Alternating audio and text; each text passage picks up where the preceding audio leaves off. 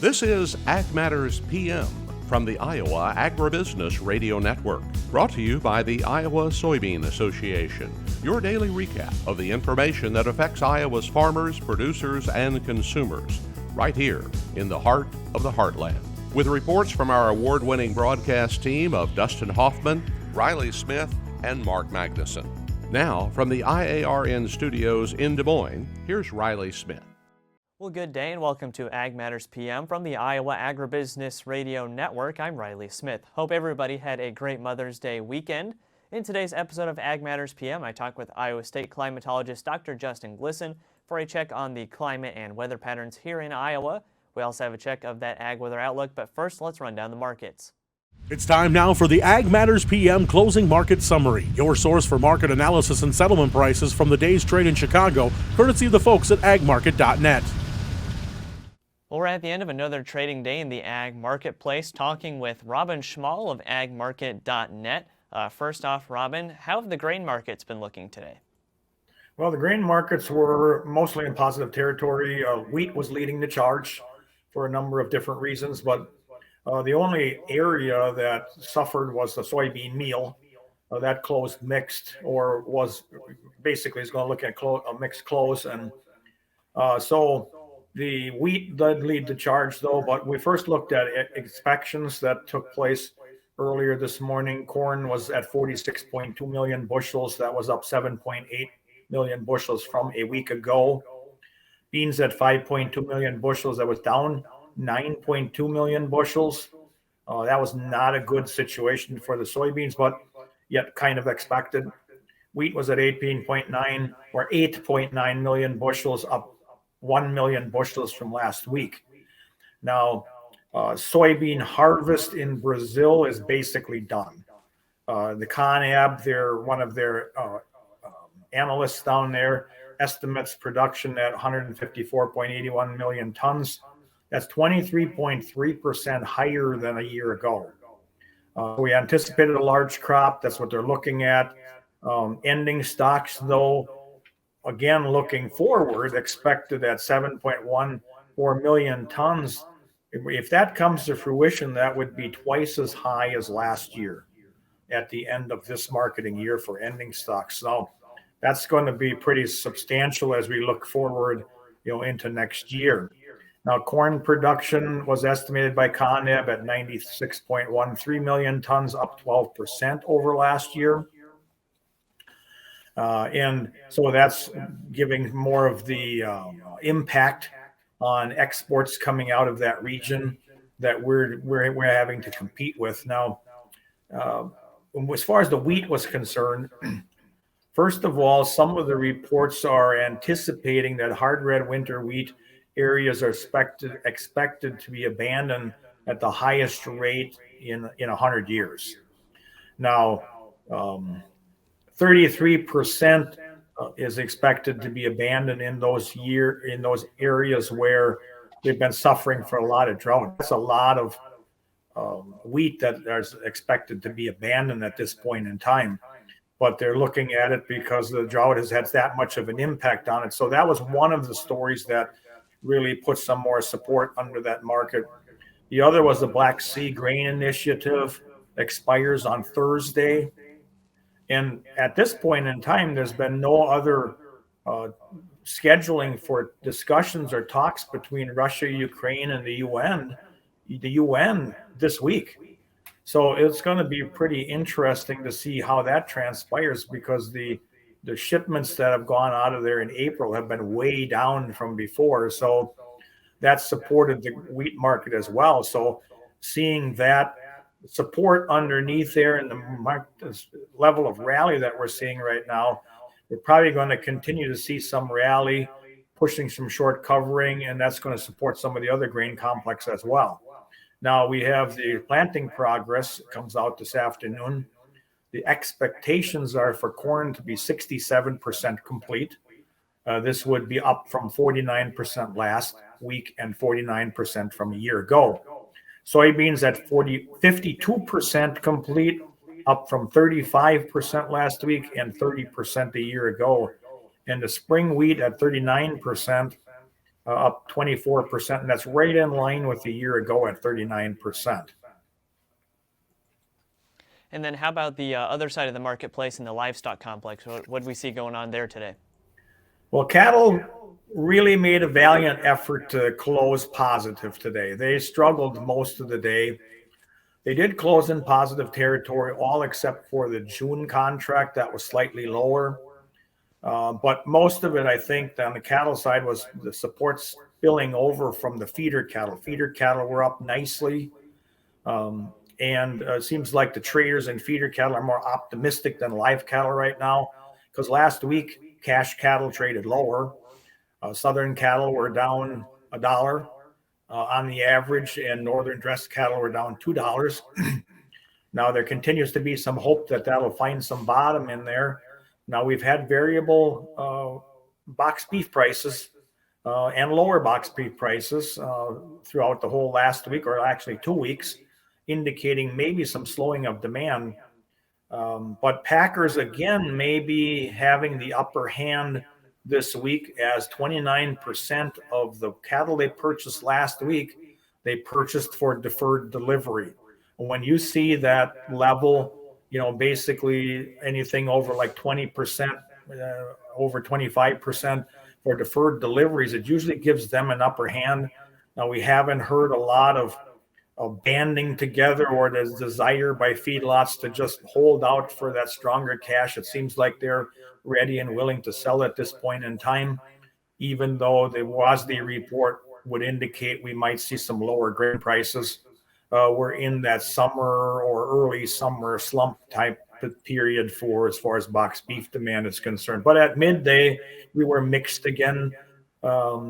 Choice was down $1.77, with select was up $1.15. On the hog side, quite a surprise today. Triple digit gains, earlier months over $2. It seems like the news from last week, the bearish news on the Prop 12, and from maybe some little bit lower cutouts and stuff at times factored into the market. There's been much controversy around Prop 12. There still will be.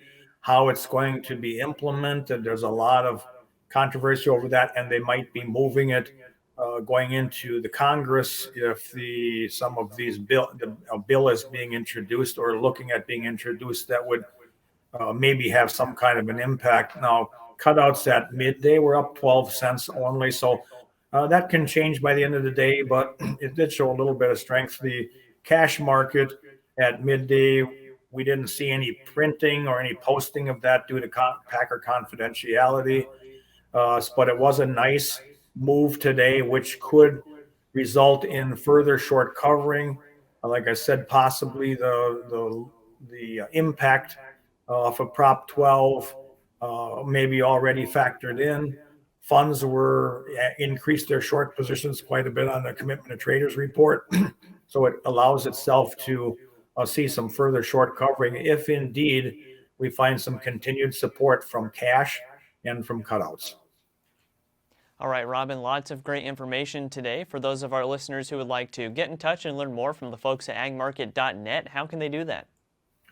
Well, they can call me directly at 877-256-3253, or they can go to agmarket.net.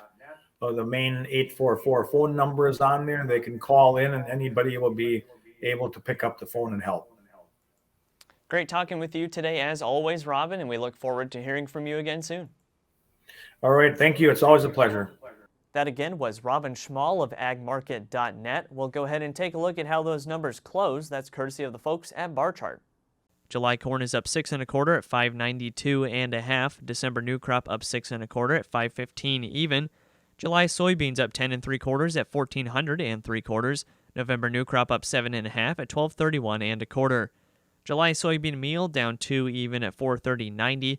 Soybean oil up 17 at 49.69. Chicago wheat up 25 3/4 at 6.60 3/4. Minneapolis spring wheat up 27 1/4 8.73 1/4. Kansas City hard red wheat up 21 1/4 8.91 1/4. July oats up 5 1/2 at 3.40 3/4. On the Merc, June live cattle down 7 at 164.32. May feeders up 102 at 206.50. June lean hogs up 205 at 86.15.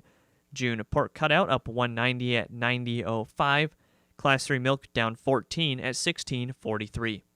That's been a check of the markets here on Ag Matters PM. We're going to go ahead and take a quick break to hear from our sponsor, the Iowa Soybean Association and the Soy Checkoff. And when we come back, I talk with Iowa State Climatologist Dr. Glisan. This is Ag Matters PM.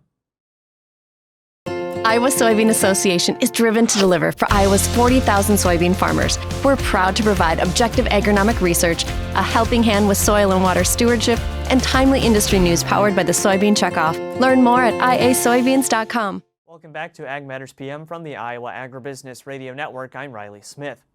We are fully in planting season right now, and in fact, a lot of farmers have been able to wrap up that planting season already due to the nice weather that we've seen so far. Of course, we've seen some of that rain as well, interfering a little bit with that, but we are still seeing a window for weather already. I talked with Iowa State Climatologist Dr. Glisan about that window to get the rest of that crop in this week, as well as looking later on to see how that weather will cooperate as the crop grows.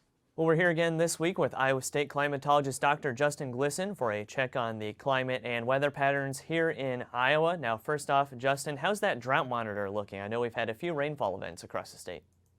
Yes, that's true, Riley. Good to be with you.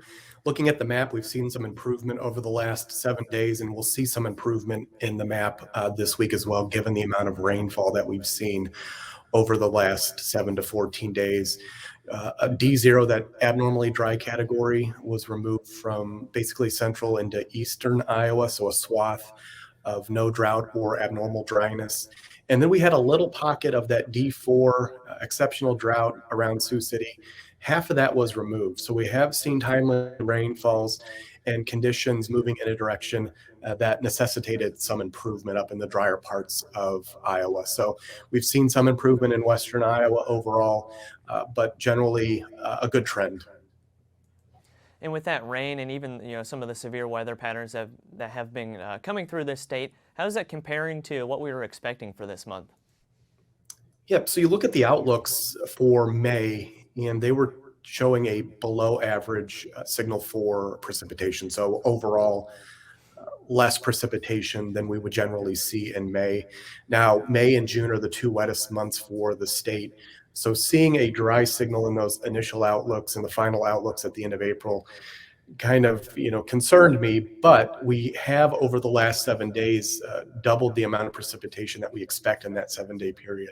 So we're running a little wetter than average across much of the state, and that's good to see given those initial outlooks. So looking at the next 6 to 10 and 8 to 14 day outlooks, we are seeing a drier signal, which would be good to get some of this more surplus moisture that we've seen in northern Iowa out of the system. But we have overall seen very good rainfalls that will be beneficial as we move forward.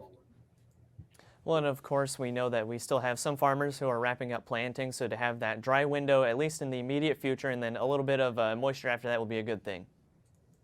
Absolutely. It's always, the pendulum swings back and forth. It's either too dry or it's too wet, or you get rain when you don't need it, or it's dry when you do need rain. But we are seeing a good trend.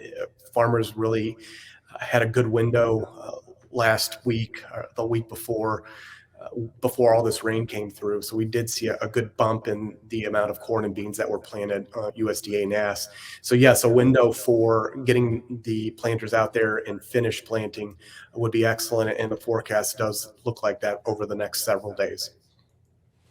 All right. And then looking a little further ahead, we saw some news on kind of that transition from Enso Neutro to El Nino. And it's looking like that's pretty likely for late this spring, early this summer. So what's the update there? Yes, so a very high probability of a transition from where we are Enso neutral, so not La Nina or El Nino, near normal sea surface temperature, or near normal sea surface temperatures in the Pacific, trending towards warmer sea surface temperature, and that impacts the atmospheric circulation over the Pacific. So 80 to 90% probability of a shift to El Nino late May into June, so early or late spring into early summer. And what that typically means, if you look at precipitation and temperature behavior for years in which we've seen that phase, the El Nino phase, cooler temperatures possible in the summer, along with not as dry of a pattern that we've seen with that La Nina phase that we've had over the last 3 years. And if we go back to 1950, when our ENSO records really started to be kept, only 2 other events in which we've seen 3 consecutive years of La Nina. So this is a great transition from ENSO neutral, or from La Nina to ENSO neutral, and then the high probability of El Nino, because on the precipitation side, as I mentioned, we typically see wetter conditions than in that La Nina phase. And then how does that El Nino kind of impact the Midwest compared to other parts of the country? Do we kind of see an equal impact there, or is it maybe hit the coast a little bit more? So there are places across the United States in which you see drier conditions. You look at tropical activity, so hurricane activity. In La Nina years, we actually see a more active Gulf and Atlantic hurricane season. In the El Nino phase, that tamps down on tropical behavior in the Gulf and the Atlantic, and that shifts more towards the Pacific. So the possibility of more Pacific Ocean landfall hurricanes on the West Coast. So you could see wetter conditions in the southwestern United States.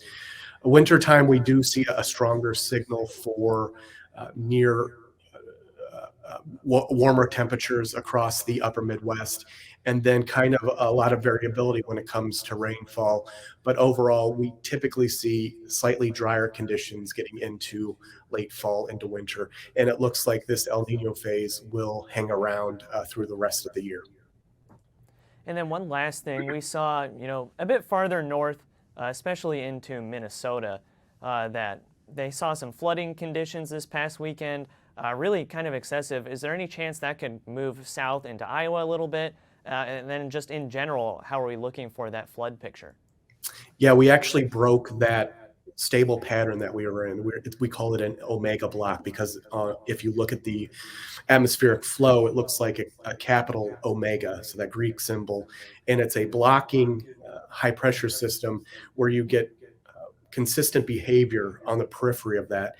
And that system basically set up over northern Iowa and into Minnesota. So you saw day after day of weather disturbances moving over the same region. And that's where we saw those higher rainfall totals.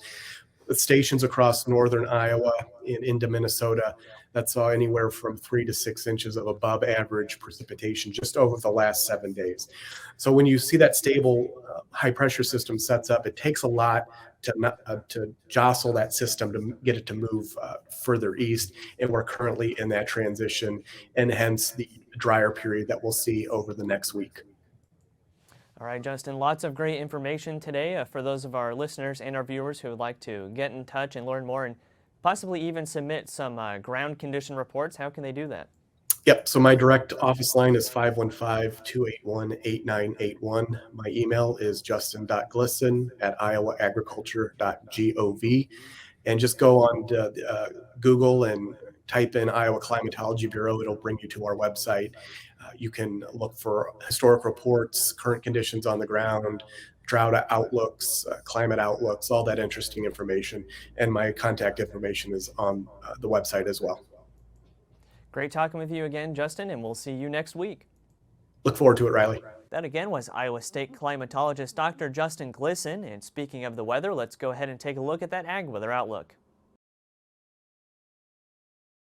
Well, on Mother's Day, Mother Nature decided to cool down the weather quite a bit, and we still have those cooler temperatures today. But looking at the rest of the week, it's really going to dry up and stay in that 70-degree range. So honestly, not much better weather to finish up that planting season and just enjoy the spring season as well. So let's see what the National Weather Service has in store for the next 24 hours.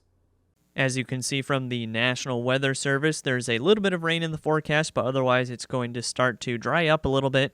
Today we have mostly cloudy skies with chances for rain or storms in the southern half of the state. Highs ranging from the upper 50s to upper 60s. Tonight, mostly cloudy again with a very slight chance for showers. Lows overnight ranging from the upper 40s to mid-50s.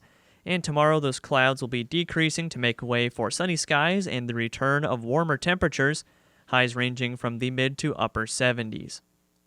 And taking a look at the affiliate weather map for tomorrow, Cherokee will be sunny with a high of 78. Shenandoah, mostly cloudy, decreasing clouds with a high of 76. Des Moines, mostly cloudy, high of 78. Waterloo, sunny and 79. Albia, decreasing clouds and 76. And Clinton, mostly cloudy with a high of 79. For more detailed forecasts in your part of the state, make sure to check in with your local Iowa Agribusiness Radio Network affiliate. That's been a check of the Ag Weather Outlook, and that also brings us to the end of this episode of Ag Matters PM. You can find all of our content on our website at iowaagnet.com. You can also follow us on social media at Facebook, Twitter, TikTok, and LinkedIn. And you can find all of our video content as well as previous episodes of AMPM on our YouTube channel. So make sure you subscribe and hit the notification bell to see when those videos go live. Don't forget as well our free Twice Daily Market podcast on Apple, Amazon, Google, Spotify, and Podbean. From the IARN studios in Des Moines, I'm Riley Smith. On behalf of Mark Magnuson and Dustin Huffman, we thank you for watching. This has been Ag Matters PM.